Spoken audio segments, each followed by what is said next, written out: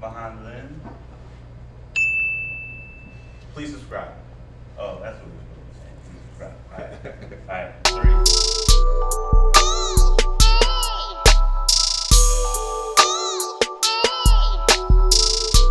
Ladies and gentlemen, without further ado, Mr. Bob GORELICK. Yeah. Or, Bobby as some G. of us affectionately call him, Bobby G. Bobby G. Yeah. Bobby G. So let's get into it with a little fun. So we need you to be honest for our first segment. It's called Either Or. She's going to give you some questions, and you're going to tell me which you like, either or. Okay. But you've got to be 100% honest. Okay. Okay, gotcha. All right, let's go. Actors or director? To what? Do I like them or do what? Which one do you prefer? Actors. Actors? And you knew this answer. Steadi-cam or dolly? Equal. Equal? Okay. Is that fair? Is it fair? I don't know if that's fair. I don't know. Chocolate milk or vanilla? Chocolate milk. I know that's right. Analog or digital? These are tough questions. We just started. Bob. No, these are really tough questions. I like them both. They're both good. Yeah. I've embraced digital now. Yeah. Okay. Yeah, so we could talk about that. Yeah, I want to talk But about I that. would say, like, first of all, I get asked about favorites all the time, and I'm not a big favorites person. I really don't have a favorite actor. I don't have a favorite musician. I don't have a favorite sports, person. There's nuances to everything. Right. So that's what I believe in. So it's really hard for me to say I prefer digital over analog or analog over digital. They both have their purposes. Honey wagon or house bathroom? House. So you do have a favorite. So you have preferences. You like that's gonna go there too. Bobby's like, hey, there's a restroom right upstairs. Yeah. First thing I do when I go to a location is the first thing you have to do is make friends with the location manager. Yes. Right. So you get all that dope information. Right. You get it. You're like, so where's the bathroom in the house that we're not supposed to use?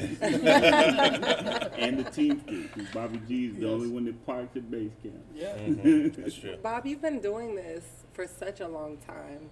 We just want to know how you got started in film. Like, what was your introduction into the film world? Well, I never grew up wanting to be a filmmaker. It was not even remotely on my radar. I was kind of a drummer as a kid and wanted to pursue that, and I had a little bit of talent at it. I worked hard at it, and so when I graduated high school, I thought I'll go to music school. Right. And I went for one semester, and I realized this isn't for me. So, basically, I just wanted to play the drums. I wanted to be organic about it. Right. I didn't really think about the fact that they try and make. If you're going to go to music school, they want you to be able to sing. They want you to be able to write. You got to play piano. Composition is everything. Music theory. I just wasn't interested in any of that. I could Right. just play the drums. Right. So what I did was I transferred. I shopped around at schools, and I ended up going to Boston University on a liberal arts program, Okay. which would buy me some time to figure out what I wanted to do. Okay. And I was lucky to get in, and lucky that my parents could afford it, without a lot of there was no Struggle. scholarship. Yeah. Right. Yeah. So, but there was some aid, but not a lot. Right. And What well, year was this? this was 1978, because I graduated high school in '77. Okay. Okay. So I wasn't really sure what I wanted to do, but my dad was a graphic artist, Okay. and so I was brought up around the arts. I was brought up around painting and drawing and design. My grandfather was a painter and an artist, his dad. And my dad, as part of his business, did some photography. He would hire photographers for the higher end stuff that he needed to do for the brochures he was producing, but he also did some of his own photography, and we had a dark room in the basement, originally just black and white, and he eventually got into color developing. And he taught me how to do that. So we would spend some quality time together down in the basement doing that. So that was like a little bit of an introduction to photography, Right. but it didn't really go very far. But when I was at BU, as part of the liberal arts curriculum, I started taking, because I always was like, I want the path of least resistance, Right. right? I realized I could take cinema studies and watch movies. You know what I mean? It's Yeah. either that or Doing essays every day. doing reading books. or doing math. Right. You know, Same. you get like a young lady over to watch movies for class.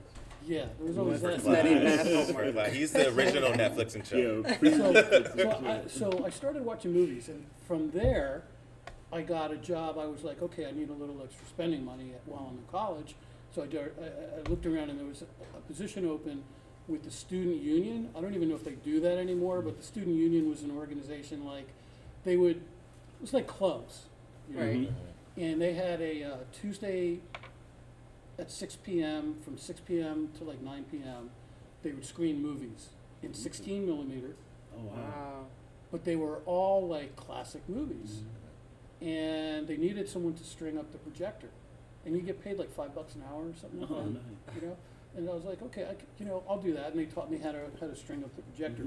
So I started watching more and more movies, and I remember, like the first one I think I watched was Ingmar Bergman's Persona, Mm. Okay. Okay.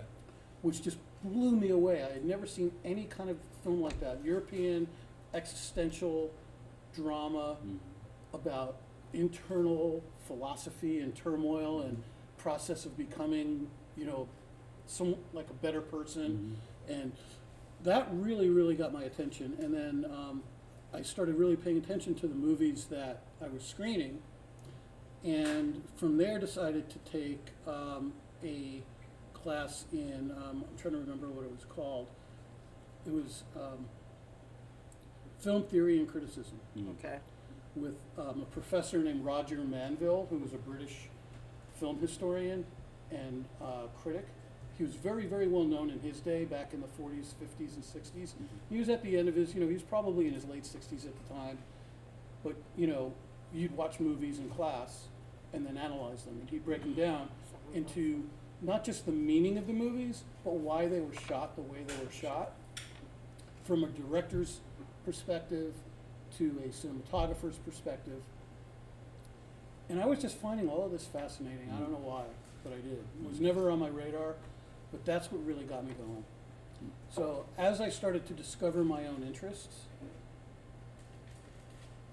I started taking more of those classes, which led me to take more classes in philosophy, just general philosophy classes, because I was interested in truth and communication and why we think and feel the way we do. All of that led into this, and I could see how it was all interrelated, because in film class, in film theory class, they talked about cinema as a language which takes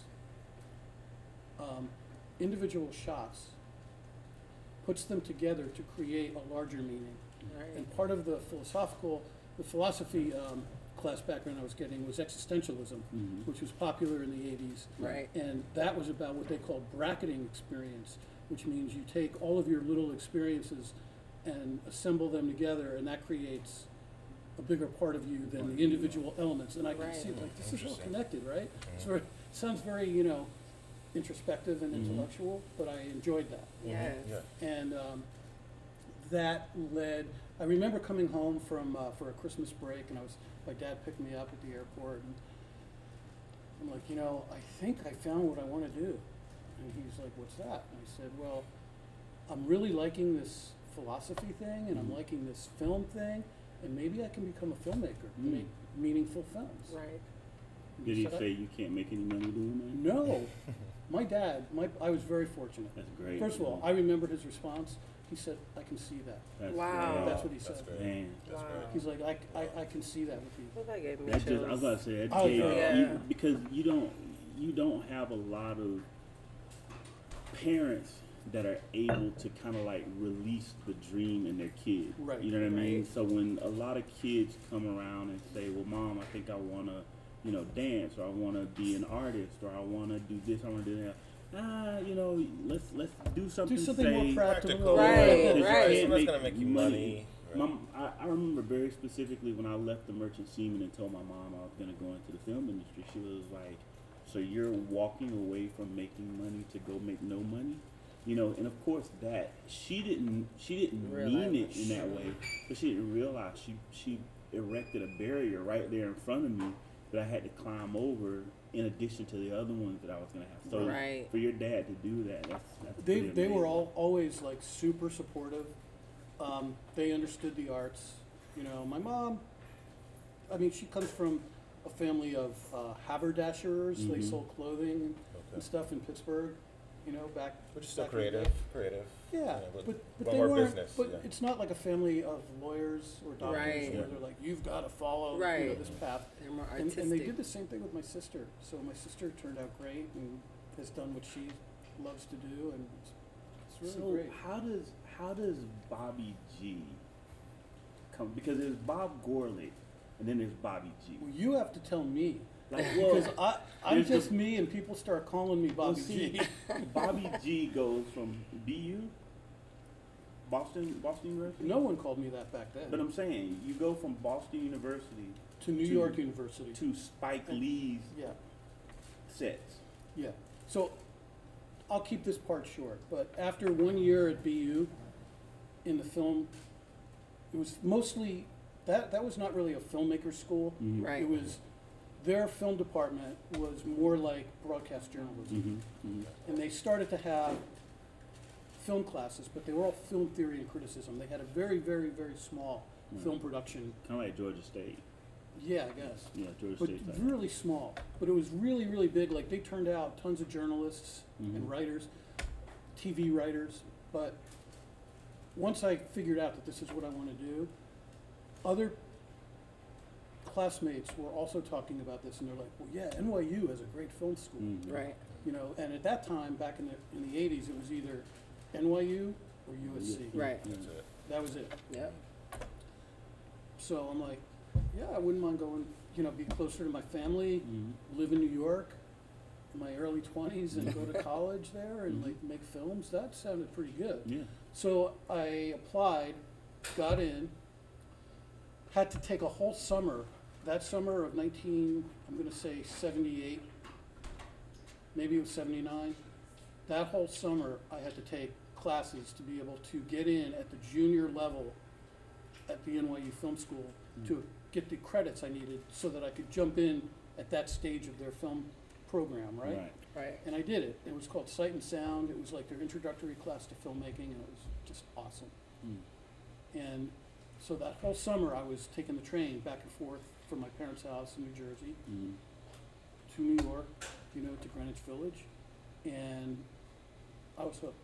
Mm. I was hooked. I'm like, this is definitely what I want to do. Right. Wow. So as soon as I graduated in June of 1981 from NYU, I found an apartment with some classmates, Mhm. and that was the beginning. And I was like living in New York City. Never look back. Never looked back. So what was it like your first time being on set, behind the camera? Well, how did you Well, come? what was your first job though? Like did you jump straight to camera operator? No, it took a while. It took like The one. It assistant took like it felt like a long time at the time, but it was really like maybe 1 year. And I remember like sweeping floors in the studio and getting them coffee and Mhm. running errands to get them, bagels in the morning. Mhm. And that was basically the introduction to the film business. It was like being a runner. Yeah. Right. But that guy really, Robert Uricola, was very instrumental because he took a liking to me. It was the first time I ever had a job where someone saw potential in me. Mhm. And so I was all in, and I got to watch all the professionals work. Mm. I knew I wanted camera, and I probably told them that, but when you're 22, that's all union work, and you can't get into at that time, you couldn't even get into the union unless you were related to somebody. Right. So I was just working, trying to make money and learning everything I could. So I worked in every department. Mhm. I worked on non-union jobs. I did boom for the sound department. I worked for the prop department. Mhm. I worked for the grip department. I worked for the electrical department. and I was a camera PA. So through that, those first 2 years in the business, I got to learn a lot about all the different departments. Yeah. But I always knew I wanted a camera. I was just waiting for a break. Right. It's funny because each and every one of us have had the opportunity to work with you, and you've seen each and every one of us at like different levels of our career. So it's cool, like we're kind of able to now like sit down and get, you know, your trajectory into it. So once you finally got into the camera department, what position did you get? PA. PA. Yeah. And then from there you went to. Yeah, so I worked with a production manager named Mark Silverman, who ended up being the Coen brothers producer for the first Okay. couple of movies. Wow. It was a small circle of people in New York at that time. You know, it wasn't like it is now, but it was a little tighter and smaller. And Mark took a liking to me, and I worked on an after-school special for him as a PA, just a general set PA. It was called Split Cherry Tree. Okay. Oh God. And Ed Lockman was the DP, and Mitch Dubin, who's now one of the top, he's Spielberg's camera operator, Wow. was his assistant. Wow. And I remember going up to Mitch, you know, and hey, you know, my name's Bob. Anything, I'm a PA, but I really want to get into camera. If there's anything I can do, anything, let me know. Carry cases, get you coffee. He's like, okay, fine, whatever. So he, you know, he let me get him coffee from time to time, and Ed too. That led to them giving me a little more responsibility. And so Silverman saw all this happening, and he called me into a production office on his next job. And when he was talking to me about like where to put me, I said, if there's a way to put me in the camera department, Yeah. please, like, can I be a camera PA? He said, I'll see what I can do. Yeah. And it turned out he did, and I ended up working for a different group of people in Okay. camera. A DP named Peter Stein, and his assistant was Todd Crandall. Okay. And he put me with them. I was dedicated just to the camera department. Now, Todd's passed away, but he, at that time, was kind of the head of the camera union for NABIT, which was not the IATSE union. It was Right. like a little kind of junior union in New York. Right. But he's the one who prepared, you had to take a test back then to get in. It was like a practical test and a written test. Right. And he was the one who designed all that and set it up. So he actually helped prepare me to take that. That's great. It was a little bit of cheating. Yeah, that's what it Because sounds I like. had knowledge of what I was going to be tested on Right. beforehand. Little study guide. But he knew I was like so dedicated. Solid. But it's not really cheating. And I say that because, and I'm sure you've heard it a million times, where people come and say, Bob, I really want to work in the camera department. I'll carry the cases. I'll go get you coffee. I'll wash your car. Just give me a chance. And it's like when you give them the chance to wash your car or go get coffee or carry cases, they're like, well, I was kind of thinking I could do something bigger than this, So But it's like I hear what you're saying. when people see that you're actually willing to do what you say you would do, they help you more. You know what I mean? So I don't consider it cheating. I Right. think it's like, hey, this guy, I know he's going to be an asset to this industry and to my department, and I want him to be in it. Yeah, it's interesting. And that's true. Yeah. And I remember studying really hard for that test, like for the written test. Like I read these camera books and how to lace up the film and how much voltage they took and what kind of lens mounts they had and all that stuff. I still have all my notes. Wow. Yeah. That should be in Handwritten your notes. book. Yeah, Right. Yeah, yeah. that should be in your book. But so this guy Todd took me under his wing for a little while. He and Peter had a run of like small movies and after school specials, which they used to produce for daytime TV. And I worked with them for a while. And one day, these were non-union jobs. One day Todd calls me and he says, listen, I want you to come in and be my second today. It's a union job. And I'm like, how can I do that? He goes, just come in and just be quiet. It was not it was reshoots for a movie. Was it called Her Alibi? Might have been. But it was like 3 or 4 days of work. so we could get away with, Right. sliding under the radar. Right. And man, that was so great. I'll never forget it. Just being able to do the slate. So anyway, that got me in the union. That got me started, and then I started working as a second assistant. Okay. And through that, always just thought I would be an assistant, then I would be a first, and then be an operator, and then a director of photography. I just thought I'd work my way all the way up. Well, when I was a second, there was one of the early Steadi-cam operators. He's famous. His name is Ted Churchill. Okay. Garrett Brown invented the Steadi-cam, and then Ted Churchill was like just next to him, who's the first guy to actually go out and personally buy one Okay. for personal use. So Garrett invents it, and he's the main Steadi-cam operator in the world. Wow. Rental houses would buy Steadi-cams, but the thing was, you had to practice at it a lot to be good at it. Right. So at a rental house, they would just have it as a piece of equipment, and then like operators would say, "Oh yeah, I'll do it." Yeah. For a movie coming into town, but they weren't very good at it. So Right. it didn't. That whole system didn't really work very long. Okay. So Ted buys his own because he came from money, and he bought a rig, and What was something like that I cost? was like, what were Steadicams going for back then? I was gonna say that. well, a whole system to be able to work was probably 30 grand, maybe somewhere between 30 and 40. Back The then, whole system. Right. The whole back system. then, but today's That was a lot of money. value, that's like Today 60, you 70. need about 60 or 70. Yeah. Right. Right?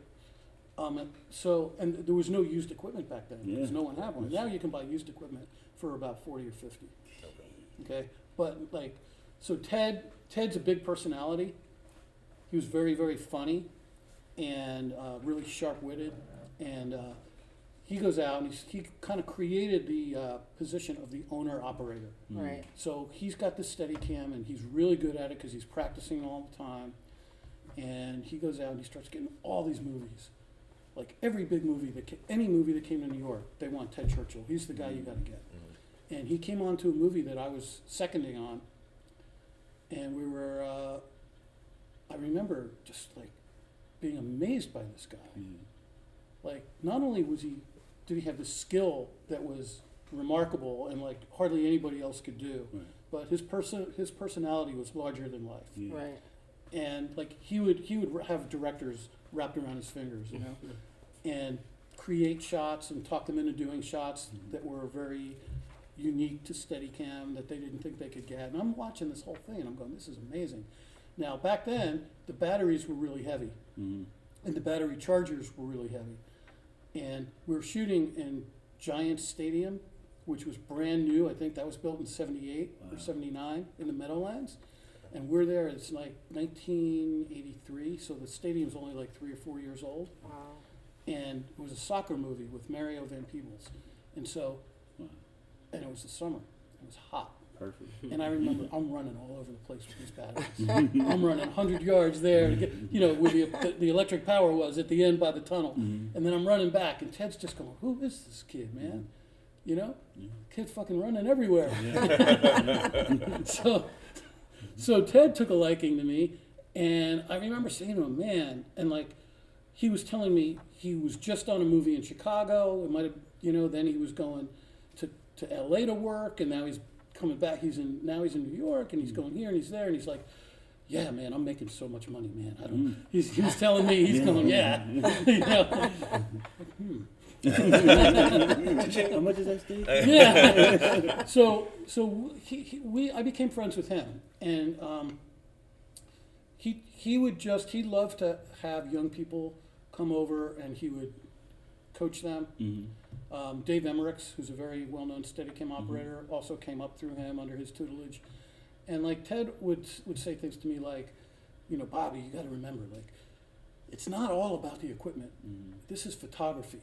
You gotta bring something to this. Like the equipment's one thing, and you gotta know how to use it, but take it to a higher level. Right. That Which was resonated with you because you're studying existentialism and your philosophy it that did. resonated with you on a personal level. Yes, Sure. he was not a very mechanical kind of operator who Right. came in a reserved manner and would say, yes, I'll do that. He's like, no, well, that's great, but we could do this. Yeah. You know, and that's why he like took over. Yeah.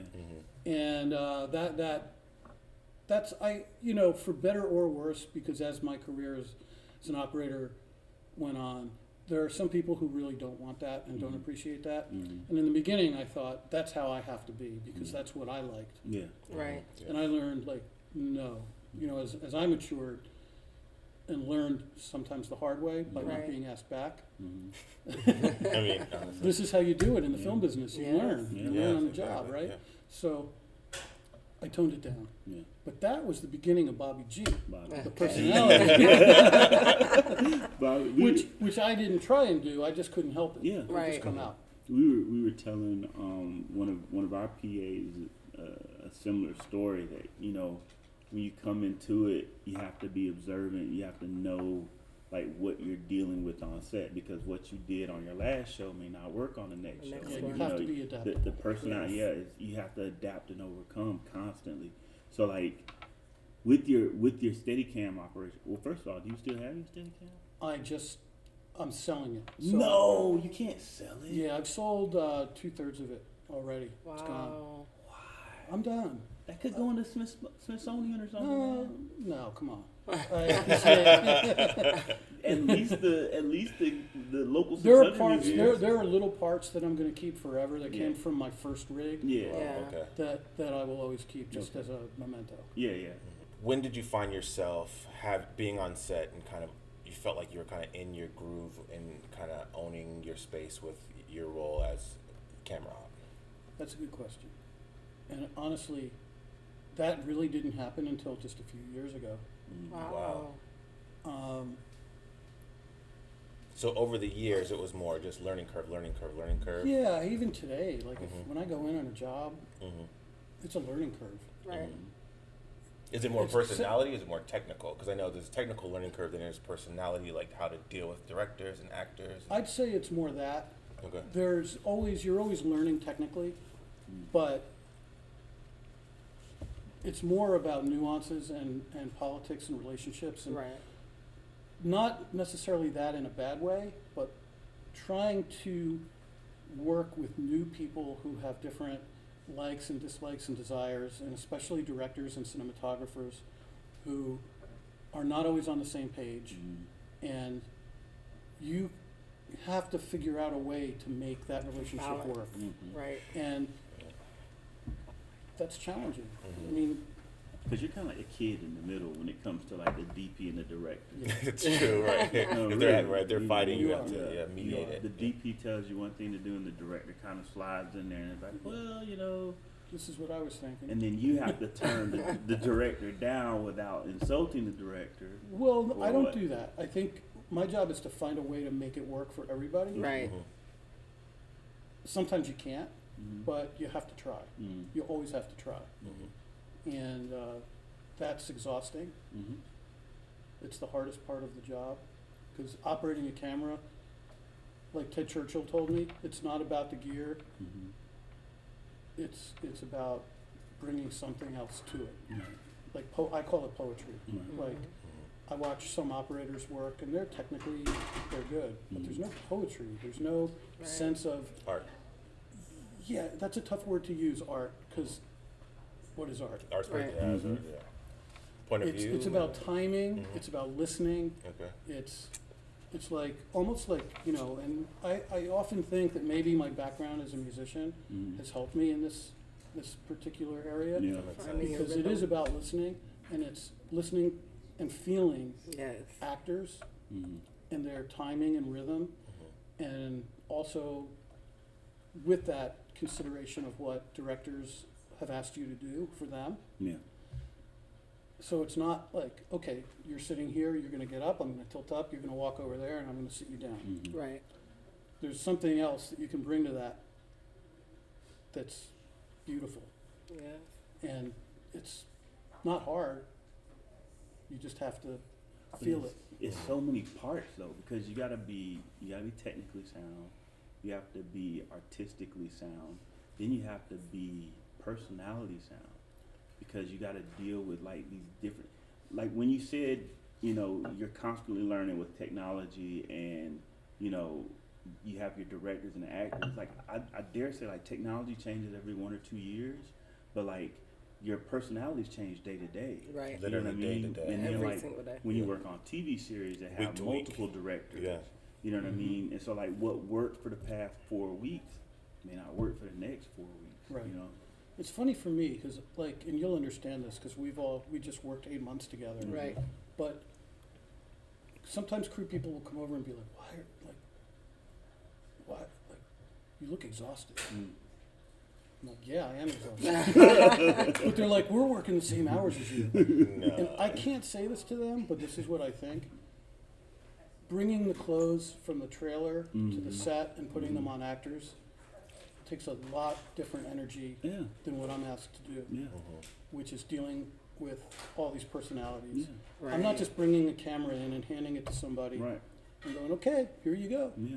You're telling a story. You tell a story. It's something that you know, you have to kind of be in the camera department to understand. To understand. I Right? equate it to being like on the front line, you know, like you're on the front line and you got like the adults who are in the rear, you know, and they're calling these orders up to the front line. They're like, just make it happen. Like, why can't we just storm the hill? And it's like, hey guys, it just rained for 16 days straight and there's people on top of the hill shooting. Yeah, just go on and get up the hill, you know. And you're right, it's just so much to deal with that people have no clue. And that's kind of why we wanted to do this podcast, and that's why we call it Legends Behind the Lens, because people, whenever I go to a movie, for instance, and I see people get up before the credits roll, I'm like, people have no clue what blood, sweat, and tears went went into this. into. Right. There's people who've lost their families. There's people who've lost their lives. There's people who lost their jobs. Like, it's all kinds of things change in people's lives for you to sit here for 2 hours and be entertained. At least watch these names go by.